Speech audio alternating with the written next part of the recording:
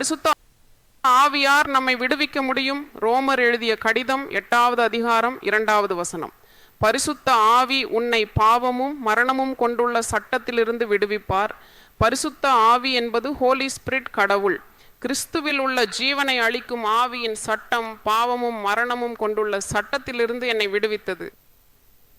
அதாவது உன்னை பாவத்திலிருந்து, மரணத்திலிருந்து, கஷ்டங்களிலிருந்து, திடீர் மரணங்களிலிருந்து, அபாயங்களிலிருந்து, மேலும் பகைவர் ஏற்படுத்தும் சூழ்ச்சிகளிலிருந்து, தெரியாத ஊர்களிலிருந்தும் இந்த பரிசுத்த ஆவி தேவன் உன்னை விடுவிப்பார். தேவனுக்கு ஸ்தோத்திரம். ஹல்லேலூயா. மந்திர சக்திகள், தந்திர சக்திகள் என்றால் பயப்படுகிறார்கள். எலுமிச்சை பார்த்தால் பயம், பூசணிக்காய் பார்த்தால் பயம், குங்குமம் பார்த்தால் பயம். இப்படிப்பட்ட பைத்தியக்காரமான பயங்கள் உன்னிடம் இருக்காது.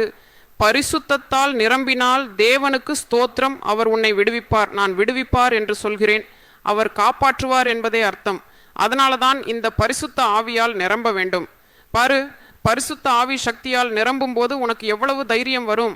நீ இன்னும் எதற்காக பயப்பட வேண்டும்? ஏனென்றால் உன்னை விடுவிக்க அவர் சக்திவானவர்.